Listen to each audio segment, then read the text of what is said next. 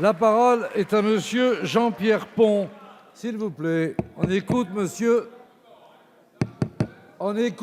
Pont qui seul a la parole. Allez-y, chers collègues, Merci, haut et clair. Merci, Monsieur le Président. Ma question à laquelle j'associe ma collègue Liliana Tanguy s'adresse à Monsieur Le Drian. Vous avez récemment déclaré, Monsieur le Ministre, à propos du Brexit, que le Premier ministre Boris Johnson annonçait, et je vous cite, de nouvelles propositions, d'autres solutions, des arrangements alternatifs pour assurer un Brexit avec accord, et qu'en fait, vous ne voyez rien venir. Et pour cause, Boris Johnson vient encore ce week-end au Congrès conservateur de Manchester de confirmer sa décision de quitter l'Union européenne le 30 octobre prochain. L'économie et la finance supportent très mal l'incertitude politique. La perspective d'un Brexit sans accord, les manœuvres dilatoires, les tergiversations de Boris Johnson risquent, à la longue, d'entraîner l'Europe une crise comparable à celle de 2008.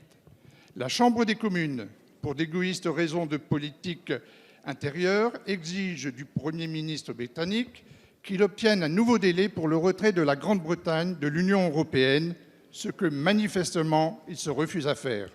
Il est grattant pour l'Union européenne de mettre fin à des remises en cause permanentes de l'accord signé avec Theresa May. Comme vous l'affirmez avec fermeté, et je vous cite à nouveau, on ne va pas recommencer tous les 3 mois. Je vous demande donc, Monsieur le Ministre, de préciser la position défendue par notre gouvernement à Bruxelles et donc si la France refuse bien tout nouveau report et s'en tient pour le Brexit, avec accord ou no deal, à la date du 31 octobre prochain. Merci, chers collègues. La parole est à monsieur Jean-Yves Le Drian, ministre de l'Europe et des Affaires étrangères.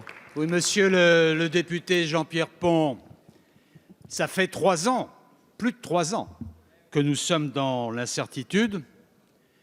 Et la difficulté est renforcée par le fait qu'à la Chambre des communes, il n'y a pas de majorité pour l'accord de retrait, il n'y a pas de majorité pour le no deal et il n'y a pas de majorité pour la tenue d'élections législatives. Il y a de majorité pour rien. On sait ce que les Britanniques ne veulent pas, mais on aimerait savoir ce qu'ils veulent. Alors vous avez évoqué les propos du Premier ministre Boris Johnson qui maintient son opposition à une demande d'extension de la période de négociation en estimant qu'il aurait un accord avec l'Union d'ici le Conseil européen du 17 octobre. Il reste 3 semaines.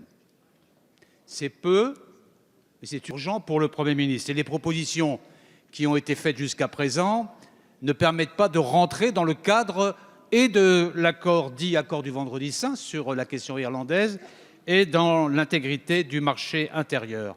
Si bien que l'Union européenne reste disponible pour d'autres propositions, pour des propositions qui puissent être compatibles avec l'accord de retrait, mais pour l'instant, aucune proposition en ce sens n'a été déposée.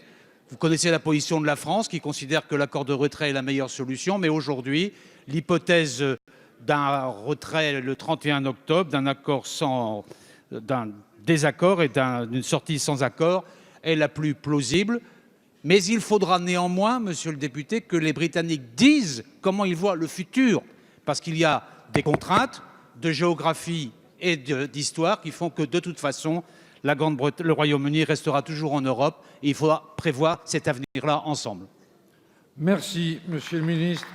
La parole est à Jean-Pierre Pont. Simplement, Monsieur le Ministre, je me permets d'ajouter que cette incertitude entraîne une immense inquiétude pour nos marins-pêcheurs des Hauts-de-France, de la Normandie, de la Bretagne. Mais je sais que vous-même, et Didier Guillaume et Amélie de Montchalin, avez à cœur de protéger la pêche française. Merci, monsieur le député.